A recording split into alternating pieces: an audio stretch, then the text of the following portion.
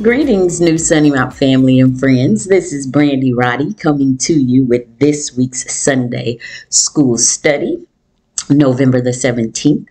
We are coming out of the book of Genesis, chapter 39.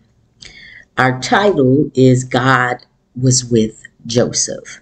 So we'll be talking about the favor of Joseph, the obedience of Joseph, and how God was with him.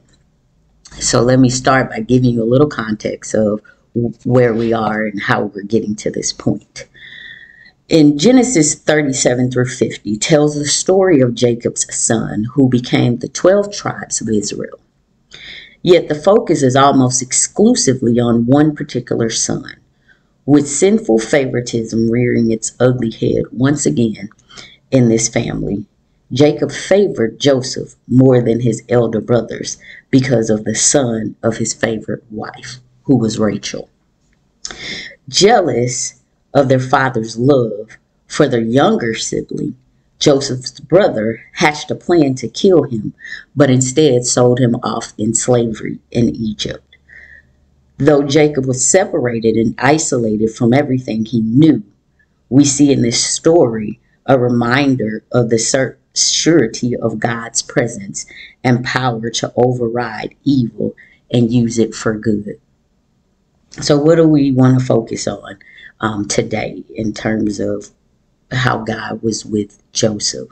No matter the circumstances, God is always with his people. So let's just be clear and deserving of our obedience.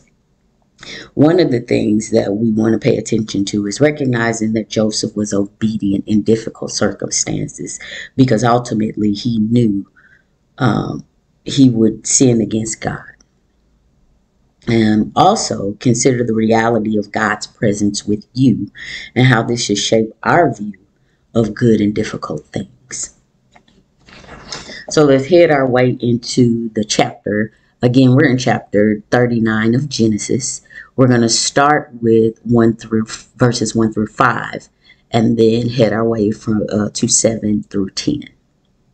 God's word says this: Now Joseph had been taken to Egypt, and an Egyptian named Potiphar, an officer of Pharaoh and the captain of the guards, brought him from the Ishmaelites who had brought him there. The Lord was with Joseph, and he became a successful man, serving in the household of his Egyptian master. When his master saw the Lord and was with him, and that the Lord made everything he did successful, Joseph found favor with his master and became his personal attendant. Potiphar also put him in charge of his household and placed all that he owned under his authority. From that time, he put him in charge of his household and all that he owned. The Lord blessed the Egyptian's house because of Joseph. After some time, and we're at 7 now, his master's wife looked longingly at Joseph and said, "Sleep with me." But he refused. "Look," he said to the master's wife, "with me here, my master does not concern himself with anything in his house, and he has put all that he owns under my authority. No one in this house is greater than I am. He has withheld nothing from me except you, because you are his wife. So how could I do this immense evil, and how could I sin against God?" Although she spoke to Joseph day after day, he refused to go to bed with her. So as we go back, we know that Joseph lived a privileged life as he was younger, and he was the favorite son of his father, which again, he was the favorite son because his mother, who is Rachel, was his dad's favorite wife. Yet the status would not last, as favoritism resulted in jealousy from his other brothers, followed by actions and extreme hatred. They sold him into slavery. Joseph was taken to Egypt, where he was purchased and made to serve Potiphar, one of Pharaoh's officers. So here's where we find, yet despite Joseph's unfavorable circumstances, we are given immediate and continued reminder that in captivity in a foreign land, Joseph was blessed with the Lord's presence. So in other words, even though all of this was going on, he started with favoritism, right? The favoritism started in the family. We're not even speaking of the favoritism of God right now. It was simply just the favoritism of his parent, his physical parent, his dad, who loved him so much. But that love for him created jealousy and envy from his other siblings, as it should. You would think so, right? But now you wouldn't think because of this that his siblings would turn against him, but this is where we are, and this is what has happened throughout the course of 39, and really throughout the course of 39 through, or 37 through 50 in terms of Genesis. Throughout the ups and downs of Genesis 39, 5 words summarize the main point of the entire narrative, and that was that God was with Joseph. We must keep his continuation of God's promise to Abraham, Isaac, and Jacob in mind as we study Joseph's story. Because again, as we go through this study, we will find that this is a fulfillment that God had. His fulfillment was that he was going to bless all of the descendants of Abraham, Isaac, and Jacob. So instead of entrusting the situation to anything else, Joseph entrusted his situation to God's care. And we find that when we face devastating situations or situations of uncertainty, we live in faith, right? What God is asking us just within this passage, just within 1 through 10, is that all that at the beginning he was given, which this is speaking of the favor. He went from being a slave in Egypt, and then we'll find that he also then turned to be a master while he was a slave, right? He turned to be someone that was prominent in the household of his master. Favoritism, right? God was with him. Again, he was supposed to be in slavery at this time. This is what he was in. He was a slave, but he was a slave with favoritism. Because of God's presence, right?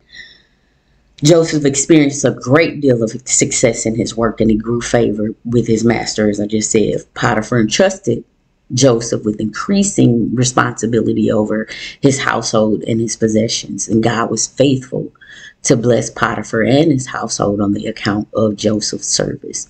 And then over and over again, the credits of Joseph's success, we see that it is constantly being led by, because God was with Joseph. So let's be clear that it was not necessarily anything that Joseph did.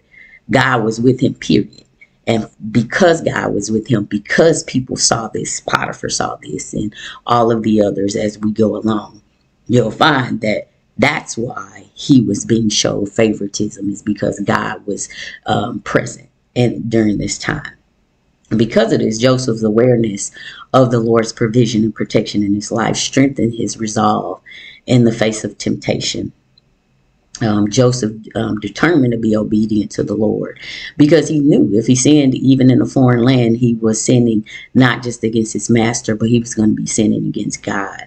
So in addition, he was sinning and in addition to his great credit, Joseph referred to the temptation he faced and plans and terms he could do no immense evil, or not that he couldn't do it. He asked, in the middle of this, and again, this is talking about the master's wife who was setting up a plan to try to get Joseph to sleep with her, and he denied it. So as she's asking, he's saying, how could I do such immense evil, right? And how can I sin against God? So let's keep in mind, he's talking about 2 different things. First of all, how can I sin? Why would you expect me to do that? And then on top of that, you expect me to do that as a child of God? You think I'm finna sin against God? Girl, get somebody else to do it, is what he was saying. Get somebody else to do it. So I can appreciate him for that. This is a lesson even for us, is paying attention, right? Paying attention when temptation is put in front of us, right? When we are faced with such situations like that, where we know, that don't look right, that don't sound right, or I could get caught up in that very easy, right? Nah, and you don't get me like that. That's what he's saying. Like, and what we will also find in this chapter and kind of throughout, we never really hear how Joseph's mind was thinking. What we do know is Joseph was a good looking brother. He had a great physique. So she was after him simply because he looked good, on top of the fact that she was probably experiencing neglect in terms of her marriage in her household. So she was finna find any kind of way to make her husband pay attention to her. And by doing so, she was okay with committing adultery, if that's what it took for her husband to get her husband's attention. Again, it doesn't necessarily speak all of this, but this is just my take on the readings of this. It's like, you was busy. You was finna find a way to get what you want. And she was going to do it at the cost of Joseph. But Joseph being very intuitive, also Joseph being faithful to his relationship to God, he fled from that situation. Well, Joseph didn't minimize the offense he was tempted to commit. Neither should we, right? In other words, call it out for what it is. The moment that you can recognize temptation for what it is, right, is the moment that you can lean on God, and the moment that you realize in those situations that God is with you. And in any tempted situation, God gonna give you a way out. Now it's up to you to choose that way out. Again, we find in this passage, Joseph decided, nah, I'm good. Deuces. We'll get somebody else to do it. And so those who believe in the gospel and who receive mercy and grace from God, we are well resourced to fight against the sin in the ways God has commanded, being sure of his constant liberation or liberating presence with us along the way. So then this kind of carries us into Genesis 39, 11 through 12, and then it skips, and then we go to Genesis 39, verses 19 through 23. And this talks about God is always with his people, no matter their circumstances. So Genesis 39, 11 through 12. Now one day he went in the house to do the work, and none of the household servants were there.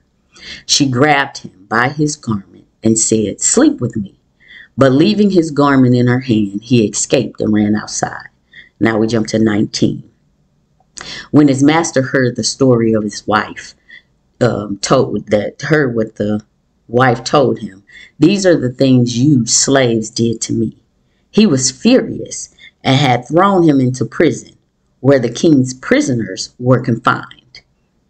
So Joseph was there in prison, but the Lord was with Joseph and extended kindness to him. He granted him favor with the prisoner ward. The ward put him in charge of all the prisoners who were in the prison under Joseph's authority. And he was responsible for everything that was done there. The warden did not bother with anything under Joseph's authority. Here we go. Because the Lord was with him, and the Lord made everything that he did successful.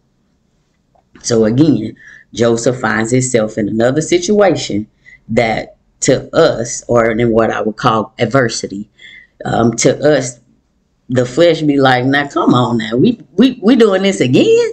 We're here again? But Joseph had favor. Once again, God was there.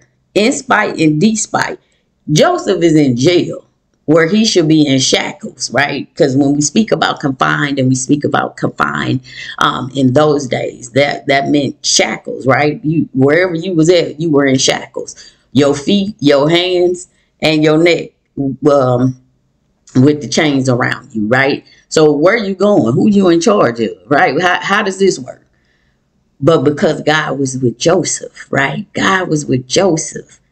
He allowed Joseph to be in charge of all of these people. So in other words, Joseph wasn't necessarily confined, although he was a prisoner. And so Joseph had been privileged as a son in his father's house, but now the Lord helped, and he was privileged as a slave in Potiphar's house. Nothing was off limits for his care and or used, with one exception, Potiphar's wife. So again, while he's enslaved, so before we get to the prison part, he's in Potiphar's house. This wife again is trying all of her best to be slick, trying to get her way. And he fled. She told her husband that he tried to do something to her. The master, never get the name, but the master was mad and threw him in prison.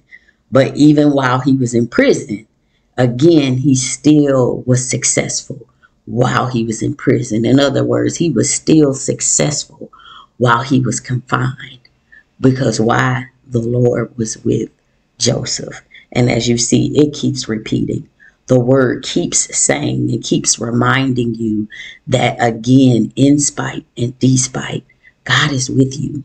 God is always with his people. It doesn't matter what the circumstances is, whether you're a prisoner, you're a slave, you wherever you are, you at a job, the boss is tripping, you in a family situation and the family's turning against you, you in a friendship, the friend is turning against you. Whatever the situation is, remember God is with you. So Joseph intended to honor that arrangement out of respect for his master and devotion to God. But Potiphar's wife intended otherwise. But the ultimate test occurred really when no one was around. So here's where we're talking about integrity, right? Because at the beginning, she was asking and it didn't matter who was around. But this last time that landed him in prison, she tried it and nobody was around. But because of who Joseph is, right, and the God that he served, he kept his integrity intact. And he still meant what he said. I'm not going against my God. And I'm not about to sin. Like, I'm not playing with God like that. Girl, get on out of here. We're not doing that. Like, he stuck to his guns. And this, again, is a reminder. And it's a reminder of the character in Christ. And this is what we see. Joseph displaying the character of Christ. That integrity was intact. Integrity matters. Whether people are around or not. Whether someone sees you or not. Just know that you should still do what you're supposed to do. And that is obey God. Obey. It don't matter what it look like. Just obey. God is saying, I got you. I'm 10 toes down with you. Just obey me. I got you. I'm going to stay faithful to you. Stay faithful to me. Do this regardless to what you see, what you do, where you at. Stay faithful. Keep your integrity intact. So when we are tempted towards sin, it is important that we don't linger, right? So when you come across a situation like this, as Joseph, this woman is throwing herself at him. Now, Joseph is young. In this particular setting, Joseph probably is around 20 years old. He a young man. Okay, let's keep this in mind. So you got a woman, I'm sure she was probably nice looking, and this woman is throwing herself at him, a 20-year-old young man who I'm pretty sure hormones all over the place. Things don't change from 400,000 years ago up till now. Men are men, right? That doesn't change. However, even at 20, he had the maturity, right, to know this ain't it. I'm not going for this. And this is what God is telling us. Get yourself out of it. In a situation, I'm gonna give you an out. That out is immediate, right? Obey immediately. Don't sit there. Don't think about it. Don't allow your flesh to even for a moment tiptoe into it, right? Because then you find yourself trying to justify why you're about to do what you're about to do. Or you'll find yourself doing what you shouldn't. And then try to justify later, well, God said don't do it. Soon as it comes to you and you recognize it, because again, we just talked about recognizing when sin approaches, right? If you paying attention to it and you see it and God is saying, call it out for what it is. If you call it out for what it is, you can go and flee that situation immediately. Don't play with yourself like that in these particular situations. We are to give our flesh no time, as I just said, no time to warm to the idea of disobedience.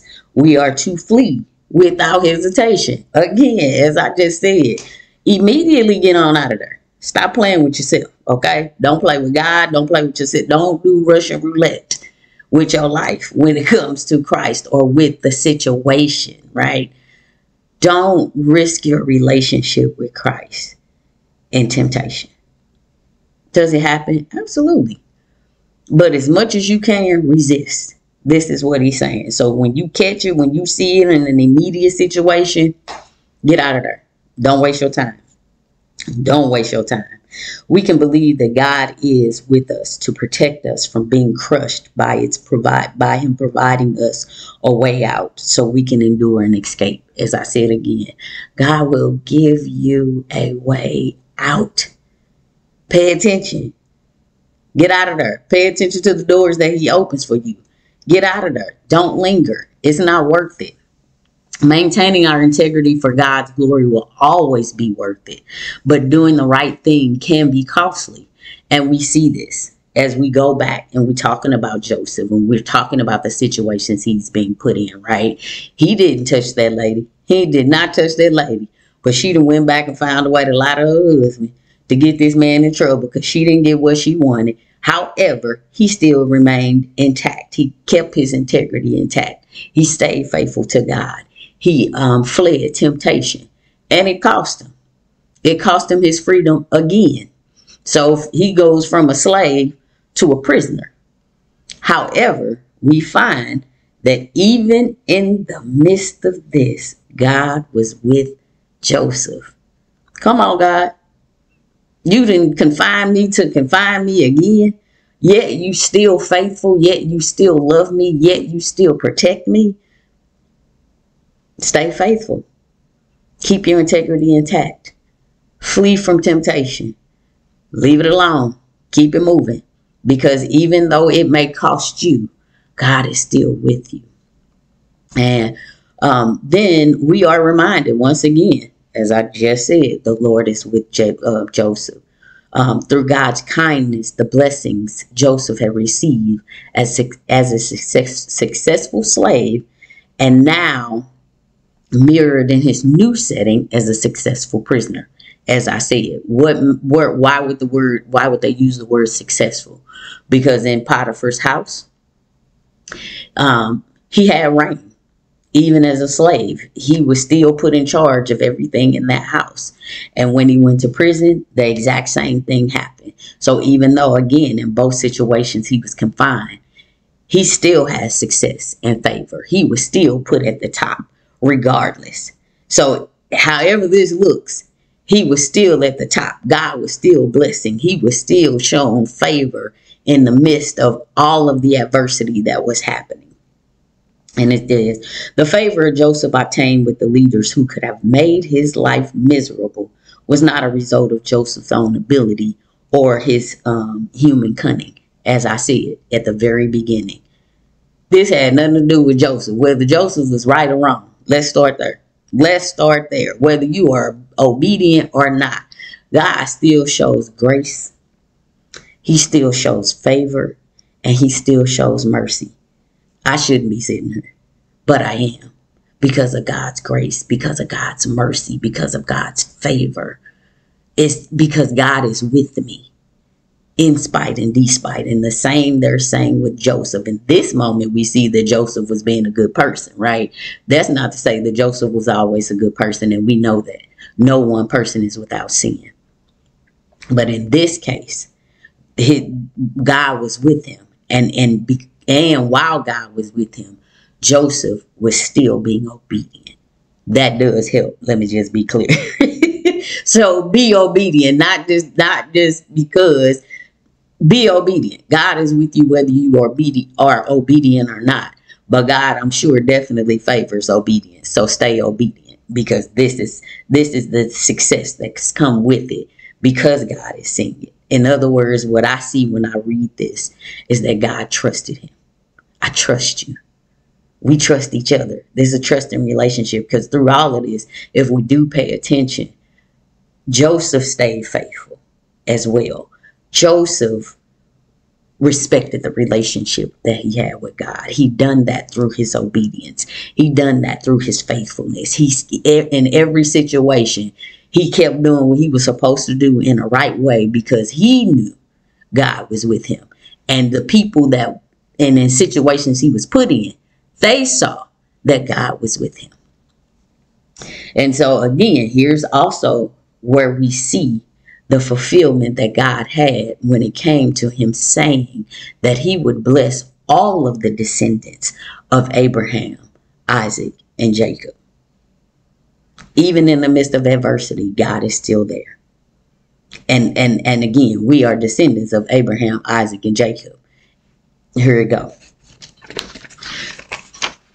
So as we wrap up, because this was a pretty easy lesson in itself, for sure. This was pretty easy. I feel like we can apply this immediately, right? I think that this is one of those lessons that was more assuring and more refreshing in knowing that even in adversity, and I keep using that word because adversity looks different to everybody. Situations look different.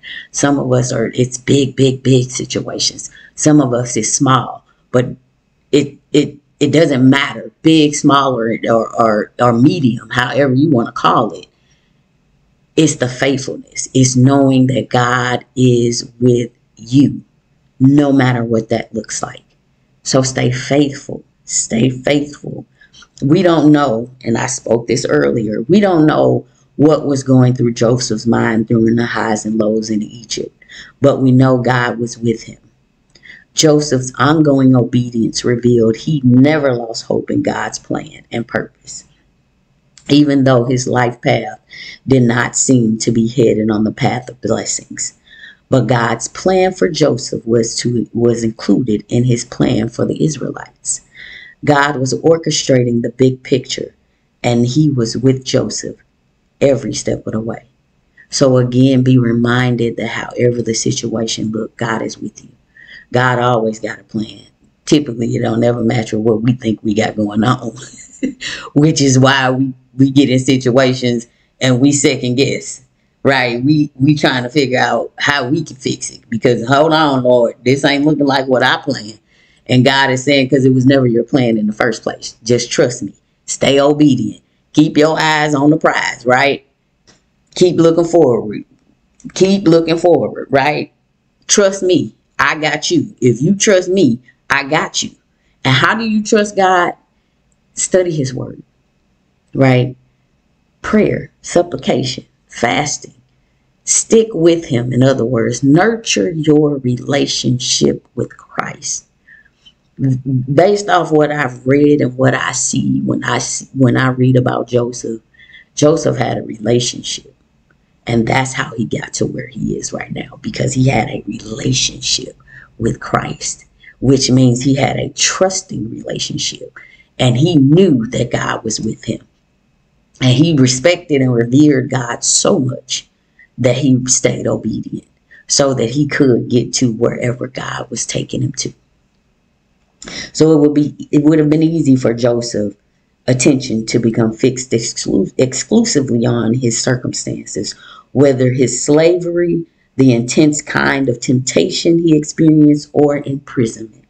Yet God's presence was with him, enabling Joseph to frame his circumstances rightly and respond faithfully. So I leave you with this. Stay faithful. Stay faithful. Nurture your relationship with Christ.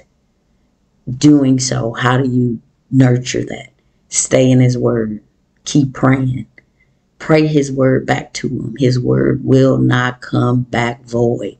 Again, as we see, as he told Abraham, Isaac, and Jacob, I will bless all your descendants, as he did. And as we see, as we stand here today, the lineage continues. So stay faithful. I leave you with that. May God bless you all this week. May you keep hearing the voice of the Holy Spirit and move in that way. Be blessed.